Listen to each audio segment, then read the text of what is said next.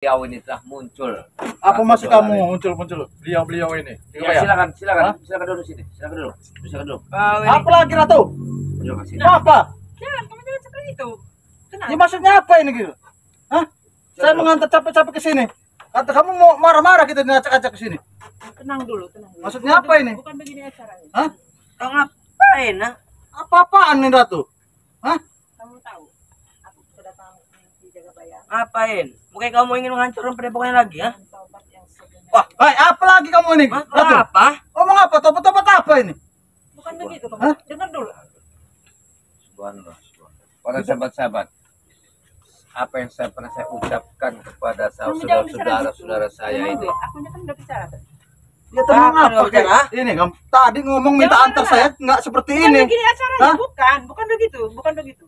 Saya kesini mau tobat. Kata kamu ingin mengacak padepokan Tadi minta Jagabaya. antar ke sini mau ngacak-ngacak. Bukan, Ini. bukan begitu. Bukan gitu seperti apa?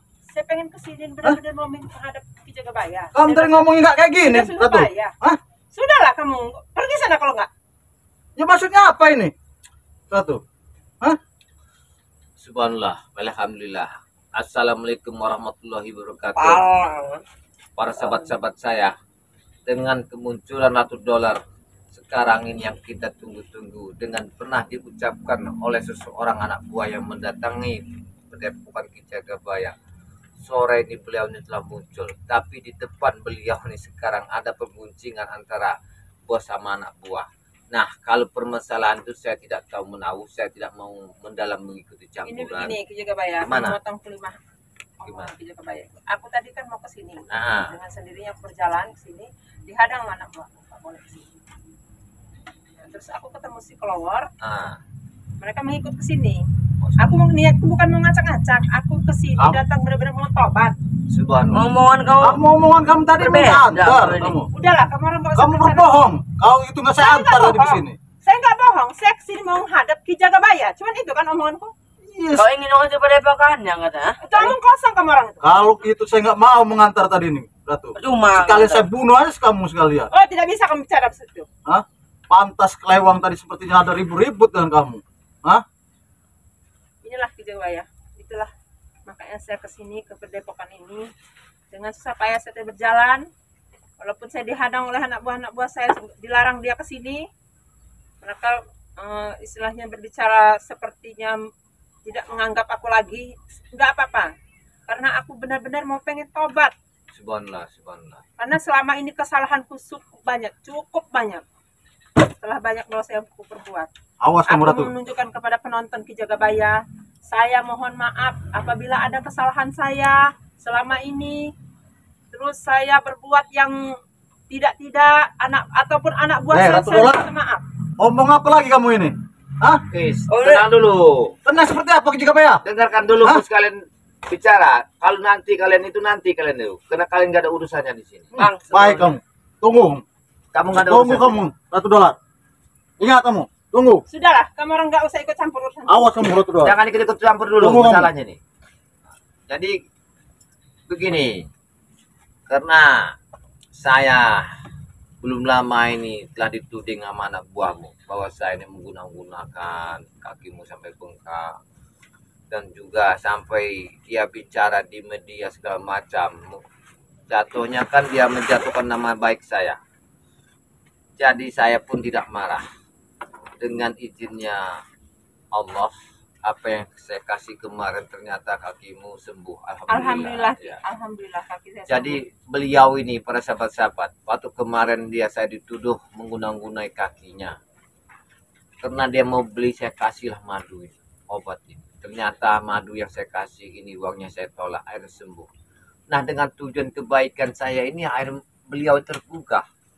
Tergugahnya beliau ini ingin menghadap saya atas perbuatan selama ini yang akan mengancam padepokan ini, yang akan mengambil hartanya Pak Haji ini. Beliau inilah semuanya, maka bisa terjadi. Nah, dengan ada ancaman dari anak buahnya ini, mudah-mudahan cukup banyak Ya. anak buah saya mengancam saya. jadi begini, Ratu Dolar. Saya tidak memaksa, saya tidak menekan. Cuman saya selalu mengingatkan untuk jalan kebaikan. Karena kita ini hanyalah di atas dunia ini sebagai orang menumpang. Numpang ini kita nggak lama, namanya menumpang. Kalau kita numpang di kendaraan, pasti kita akan turun. Nah, kita turun ini nanti apabila siapa yang turun dulu, yang itulah yang dipanggil. Nah, jangan sampai kita turun ketika kita belum bertobat. Ini yang saya sarankan. Karena kedatangan kamu dengan niat tulusmu, saya mengharapkan dengan lapang dada, luar biasa. Karena saya cuma bisa satu mengarahkan, mengingatkan. Saya tidak wajib untuk memaksa seorang bertobat kalau bukan dari hati nuraninya yang menyadarinya. Betul. Jadi apabila nanti ada satu indikasi penekanan terhadap saya atau terhadap kamu, jangan sesekali kau ucapkan bahwa saya dipaksa oleh Ki Jagabaya. Tidak. Itu sudah saya katakan dengan anak buah saya. Saya tidak ada paksaan dari manapun. Ini dari hati, dari dalam hati saya.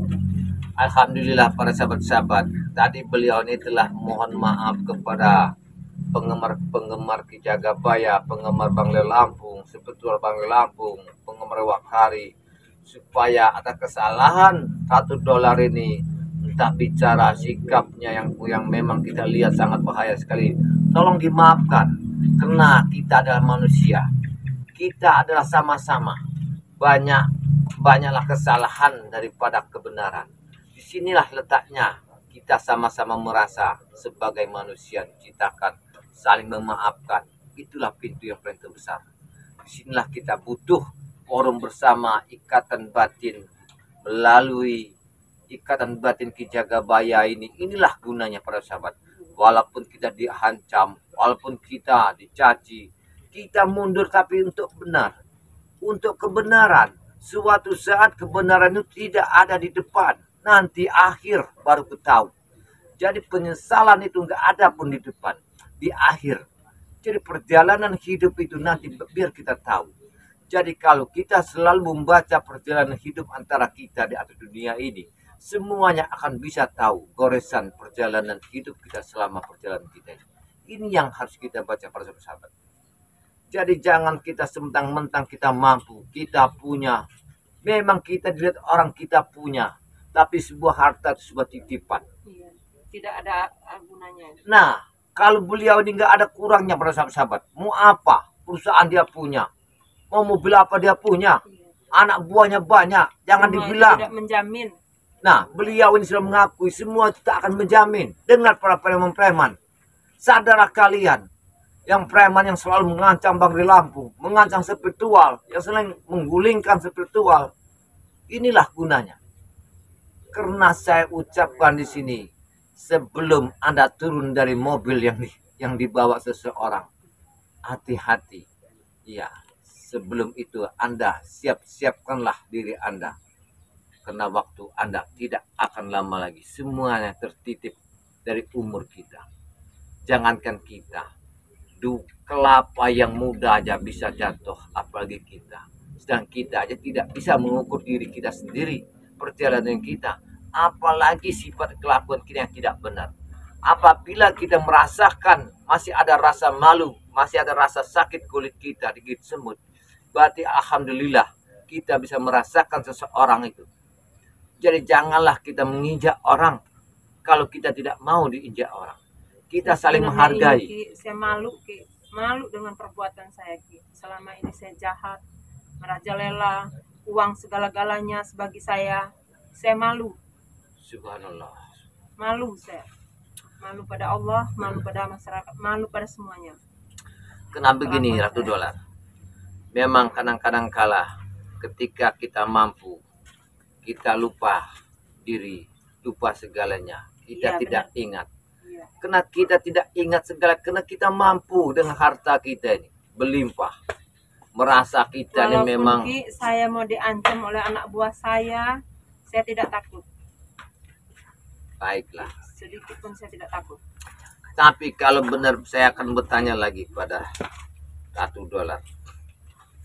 Sebenarnya ketika kamu nanti memang sudah mengikhlaskan, sudah menyadari kesalahanmu selama ini, untuk misi-misi kedepannya perjalanan hidupmu, dari separuh hartamu, apakah kau ingin punya niat yang kau ingin sedekahkan?